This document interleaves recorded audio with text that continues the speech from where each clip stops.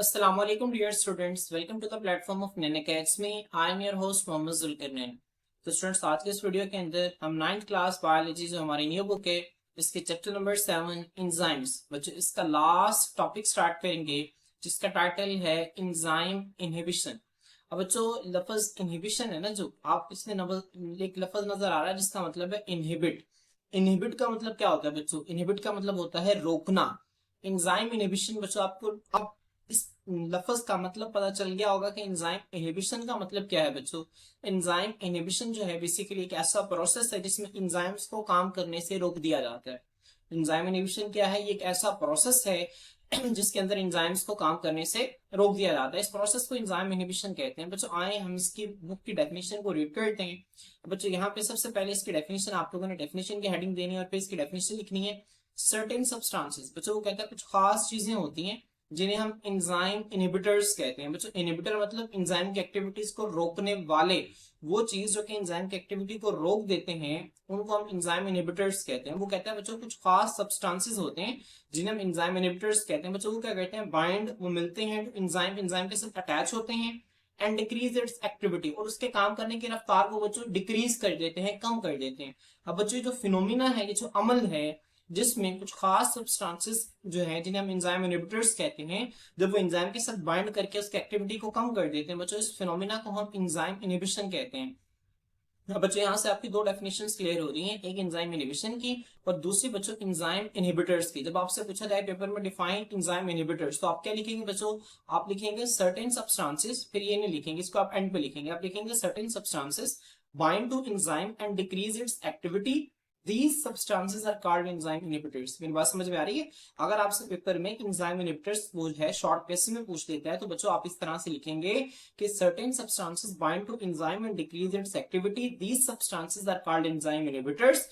Clear बच्चों? आपकी दोनों डेफिनेशंस होपफुली क्लियर हो गई होंगी। अब बच्चों आइए हम देखते हैं कि वो कौन कौन से सर्टेन सब्सटेंसेस हैं जो कि जब एंजाइम के साथ अटैच होते हैं तो वो उसकी एक्टिविटी को कम कर देते हैं। ठीक है, और किस तरह से कम करते हैं आए बच्चों हम इसको देखते हैं। बच्चों इसकी दो टाइप्स हैं। इसके कितने टाइप्स हैं? एंजाइम इनहिबिशन की दो टाइप्स हैं बच्चों। एक को हम कहते हैं कॉम्पिटिटिव इनहिबिशन और एक को हम कहते हैं नॉन कॉम्पिटिटिव इनहिबिशन। बच्चों क्या लफ्ज है? Competitive inhibition. क्या है? Competitive inhibition. आप इस तरह से पढ़ें, पहले कॉम पढ़ें फिर पैटी और फिर टिव।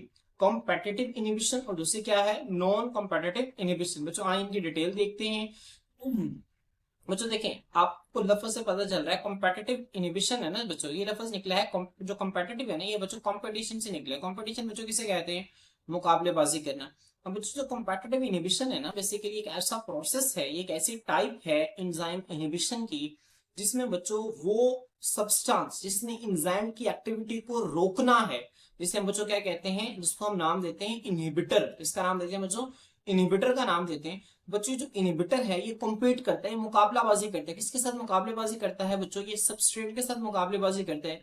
किस लिए मुकाबलेबाजी करता है बच्चों? एक्टिव साइट के साथ अटैच होने में। एक्टिव साइट के साथ अटैच होने में मतलब इनहिबिटर और सबस्ट्रेट का कॉम्पिटिशन होता है, मुकाबला होता है कि कौन एक्टिव साइट के साथ जाके अटैच होगा। अब बच्चों जिसकी तादाद ज्यादा होती है वो एक्टिव साइट के साथ जाके अटैच हो जाता है। जिस तरह हम यहाँ पे देखें बच्चों, ये कॉम्पिटिटिव इनहिबिशन शो किया हुआ, ये एक एंजाइम आपको नजर आ रही है। ये एंजाइम में देखें आपके सामने ये पॉकेट्स या क्लेफ्ट्स आपको नजर आ रहे हैं। ठीक है बच्चों, ये क्या है? ये बच्चों एक्टिव साइट है।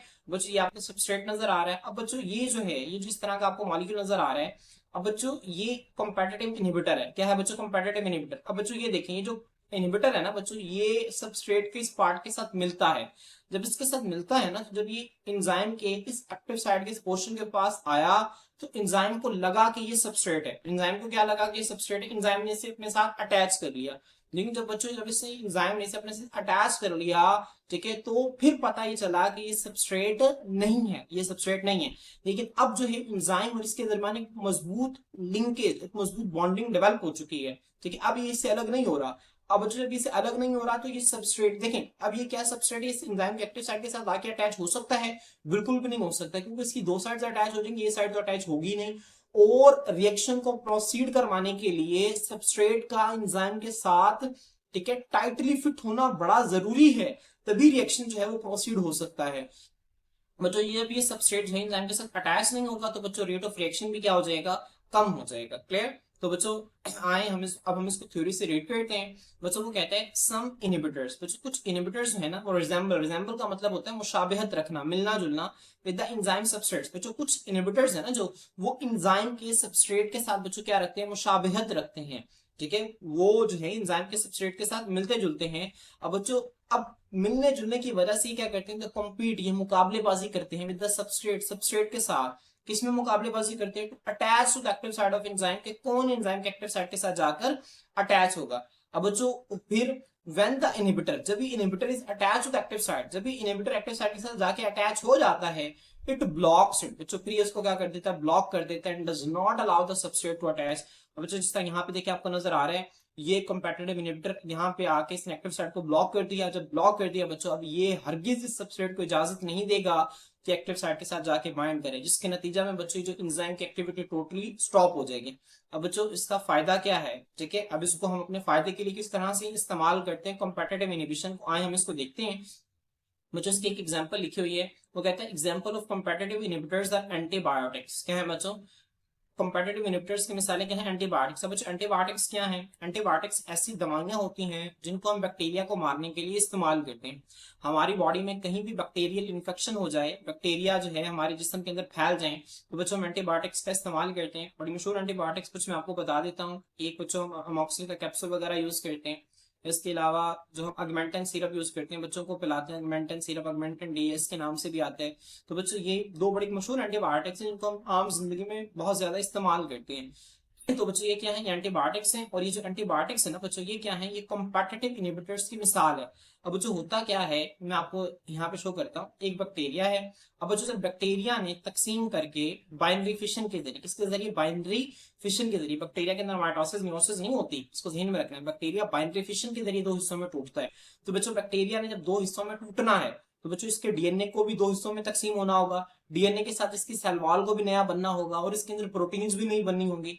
और बच्चों आपको पता है कि जितनी भी चीजें, इन तमाम के लिए क्या चाहिए बच्चों, हमें चाहिए एंजाइम्स। बैक्टीरिया के अंदर इन तमाम चीजों के बनने के लिए, सेल वॉल के बनने के लिए एंजाइम चाहिए, डीएनए को कॉपी बनने के लिए एंजाइम चाहिए, इसके अंदर प्रोटीन्स बनने के लिए क्या चाहिए, एंजाइम्स चाहिए।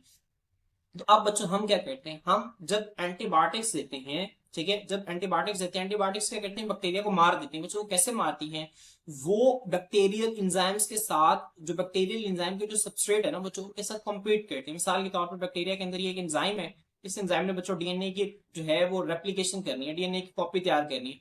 अब बच्चों हमने एक ऐसी मेडिसिन दे दी, एक ऐसी एंटीबायोटिक दे दी, जिसने जाके इस एक्टिव साइट को जाके बच्चों क्या कर दिया, ब्लॉक कर दिया। क्या कर दिया बच्चों, ब्लॉक कर दिया। अब बच्चों जब इसको ब्लॉक कर दिया, क्या अब इसके डीएनए की कॉपी होगी, बिल्कुल भी नहीं होगी। जब बच्चों डीएनए की कॉपी नहीं होगी, तो क्या अब ये बैक्टीरिया दो हिस्सों में तकसीम करेगा, नहीं करेगा। इसका मतलब क्या हुआ बच्चों, हमने एंटीबायोटिक्स दी, बैक्टीरिया को मारने वाली दवाइयां दी, बैक्टीरिया की ग्रोथ रुक गई। जब बैक्टीरिया की ग्रोथ रुक गई तो ये बहुत बड़ी कामयाबी है, क्योंकि बैक्टीरिया जो है अपनी ग्रोथ को बहुत ज्यादा तेज करता जाता है, और उसकी ग्रोथ बढ़ने की वजह से ही तो बीमारियां होती हैं, तो ही तो इन्फेक्शन होते हैं। इन्फेक्शन किसे कहते हैं, spread of micro organisms, micro organisms का फैल जाना, इसे ही तो हम इन्फेक्शन कहते हैं। तो जब बच्चों हमने उसकी ग्रोथ को रोक दिया, तो हमने उसके इन्फेक्शन को रोक दिया। जब इन्फेक्शन रोक दिया, तो ये बैक्टीरिया थोड़ी देर बाद इसकी डेथ हो जाएगी, हमारे व्हाइट ब्लड सेल्स इसको आके मार देंगे, तो बैक्टीरिया क्या हो गए, हमारे जिस्म से खत्म हो गए। तो बच्चों हमने क्या किया, हमने एंटीबायोटिक्स को कॉम्पिटिटिव इनहिबिटर्स के तौर पर इस्तेमाल किया। अब इन एंटीबायोटिक्स ने बच्चों क्या किया, एंटीबायोटिक मॉलिक्यूल्स कॉम्पीट करते हैं with the substrate of bacterial enzymes. जो बैक्टीरियल एंजाइम्स है ना बच्चों, उनके सबस्ट्रेट के साथ ये मुकाबलेबाजी करते हैं, और ये क्या करते हैं, they attach to the bacterial enzymes. तो ये बैक्टीरियल एंजाइम्स के साथ जाके अटैच हो जाते हैं, इनहिबिट देम, और उनके काम करने को जो है वो स्टॉप कर देते हैं, रोक देते हैं। जब बच्चों उनका काम करना रुक जाता है, तो क्या अब उनके अंदर कोई एक्टिविटी होगी, नहीं होगी। बैक्टीरियल एंजाइम्स जब काम करना बंद कर देंगे, तो बैक्टीरिया की भी क्या हो जाएगी, डेथ हो जाएगी, और हमारी बॉडी के अंदर अब इन्फेक्शन नहीं होगा। क्लियर। तो बच्चों आप लोगों ने इसे अच्छी तरह से याद रखना। आप लोगों से 2 नंबर का शॉर्ट क्वेश्चन पूछा जा सकता है कि कॉम्पिटिटिव इनहिबिशन क्या है, तो आप लोगों ने इसकी डेफिनेशन, ठीक है, इसकी 3 पॉइंट्स आप लोगों ने लिखने हैं, तीनों, ठीक है, इसकी कोई प्रॉपर डेफिनेशन नहीं है, इसकी डेफिनेशन में ये तीनों ही पॉइंट्स है। जब आपसे पूछा जाएगा कॉम्पिटिटिव इनहिबिशन क्या होती है, तो बच्चों आप लोगों ने तीनों पॉइंट्स लिखने के लिए। बच्चों अगर आपसे लॉन्ग क्वेश्चन आ जाए, तो आप लोगों ने साथ इसकी डायग्राम भी बनानी है। बच्चों डायग्राम आपने प्रैक्टिस करनी है। आप लोग कोशिश करें कि इसको आप जो है वो पेन से ड्रॉ कर लें। कॉम्पिटिटिव इनहिबिटर है, इसको आप मार्कर से, ब्लैक मार्कर से ड्रॉ कर लें, सबस्ट्रेट का ब्लू मार्कर से ड्रॉ कर लें, ताकि डिफरेंट शेड्स के साथ ये चीजें जो है बड़ी ही प्रोमिनेंट जो है वो नजर आए, ताकि एग्जामिनर आपको ज्यादा से ज्यादा अच्छे नंबर दे सके। क्लियर। अब बच्चों आए, अब हम दूसरे टाइप को देखते हैं, जिसका नाम है नॉन कॉम्पिटिटिव इनहिबिशन।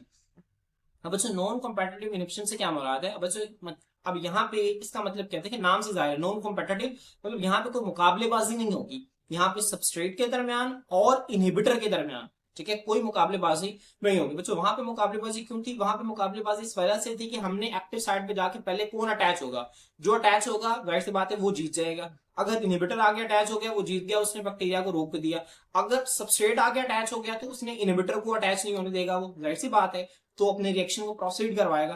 लेकिन यहाँ पे बच्चों किसी भी किस्म की कोई मुकाबलेबाजी नहीं है इनहिबिटर के दरमियान और सबस्ट्रेट के दरमियान। ये जो नॉन कॉम्पिटिटिव इनहिबिशन है बच्चों, ये क्या करता है, इसमें वो जो इनहिबिटर है ना बच्चों, वो इंजाइम की जगह पर, वो इंजाइम के ऊपर, देखें ये आपको नजर आ रहा है, ये आपको नजर आ रहा है, देखें यहाँ पे ये कॉम्पिटिटिव इनहिबिटर था।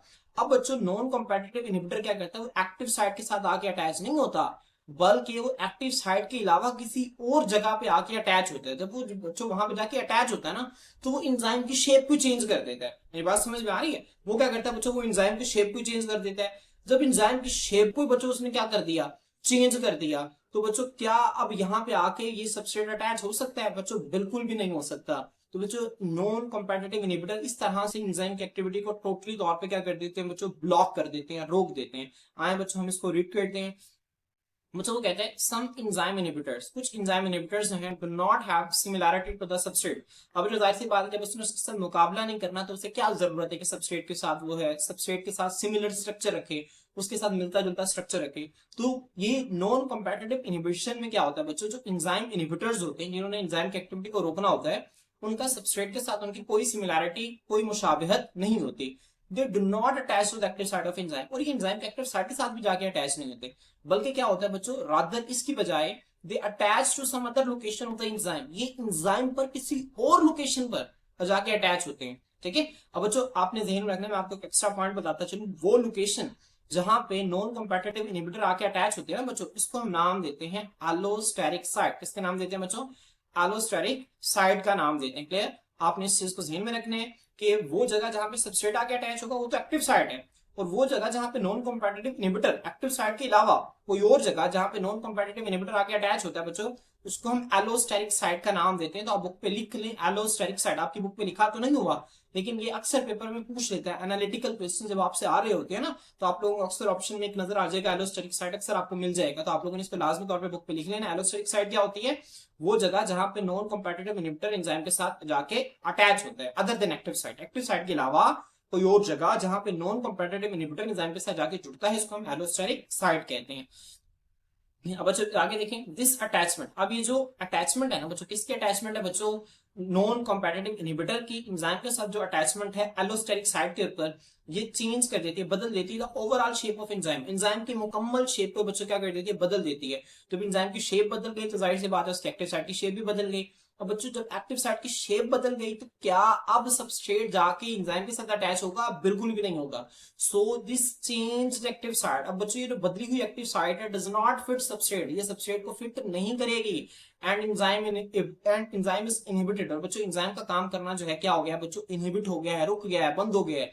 ठीक है बच्चों, इसकी मिसालें क्या है, इसके एग्जांपल्स देखें। Examples include heavy metals. बच्चों क्या है इसमें? हैवी मेटल्स आती है बच्चों। हैवी मेटल्स क्या होती है? पेरियोडिक टेबल में एटॉमिक मास बहुत ज्यादा होता है, जैसे कि मरकरी हो गया, ठीक है, मरकरी एंड सर्टेन ड्रग्स, बच्चों इसमें और भी आ जाती है, मरकरी हो गया, कैडमियम हो गया, लेड हो गया, ठीक है, ये सारी हैवी मेटल्स के अंदर आते हैं। तो आपकी बुक में अंदर एक मरकरी लिखा हुआ है, तो आप लोग इसे ध्यान में रखें। मरकरी और खास किस्म के ड्रग्स, ड्रग्स मतलब बच्चों मेडिसिन को कहते हैं, ध्यान में रखें कि ड्रग का मतलब नशावर चीज नहीं होता।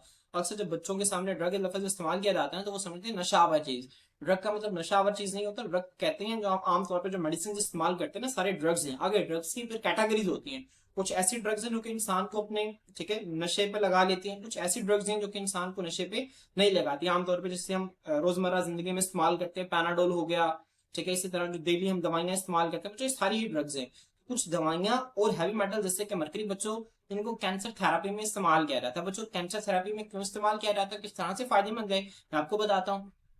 बच्चों जो कैंसर है, देखिए सबसे पहले आपको पता होना चाहिए कि कैंसर होता क्या है। ठीक है, तो ये बात हमने पहले पढ़ी हुई है, कैंसर क्या होता है बच्चों। कैंसर कहते हैं uncontrolled production of cells, body का कोई भी हिस्सा जहां पे सेल्स की बेकाबू तकसीम हो जाए तो वो कैंसर होते हैं।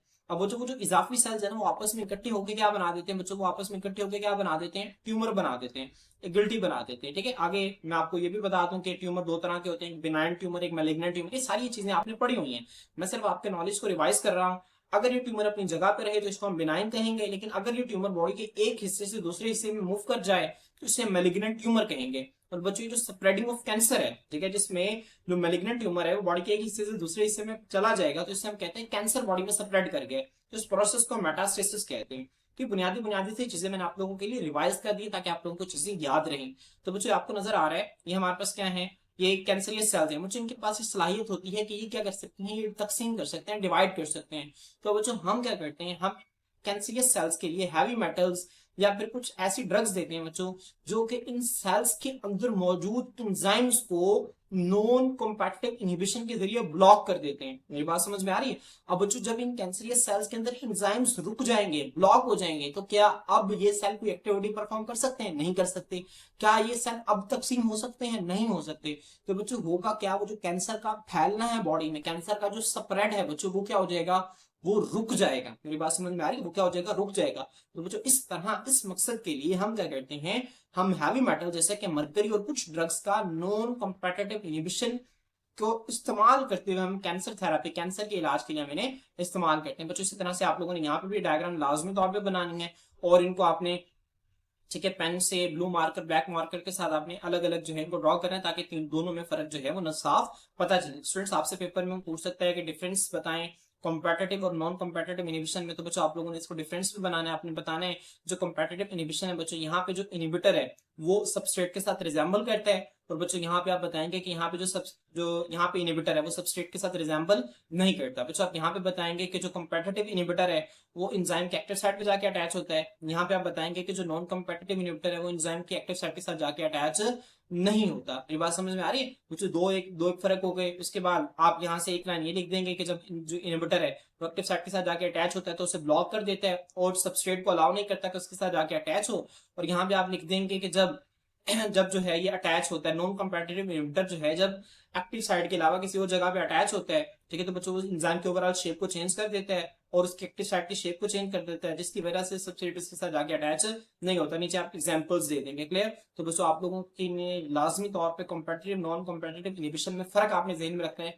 पेपर में अगर आपसे यहाँ से कुछ शॉर्ट क्वेश्चन पूछा जाएगा ना बच्चों, वो आप लोगों से फर्क पूछा जाएगा कि इसका फर्क लिखें कि कॉम्पेटिटिव और नॉन कॉम्पेटिटिव इनहिबिशन में क्या फर्क है। तो बच्चों आप लोगों ने फर्क बताना है। मैंने आप लोगों को 4 पॉइंट्स बता दिए हैं, एक सबस्ट्रेट के हवाले से, सिमिलैरिटी के हवाले से, दूसरा अटैचमेंट के हवाले से और तीसरा वो किस तरह से ब्लॉक करता है। ठीक है, एक ये पॉइंट और एक इसकी एग्जांपल हो गई, तो 4 पॉइंट्स बन गए आप लोगों के। फर्क है, आप लोगों ने इसके पेज के ऊपर लाजमी तौर पे इसको फर्क को लिख लेना है। क्लियर? तो बच्चों आज के लिए इतना ही। इंशाल्लाह नेक्स्ट वीडियो के अंदर हम नेक्स्ट टॉपिक के साथ आपकी खिदमत में हाजिर होते हैं। अल्लाह हाफिज।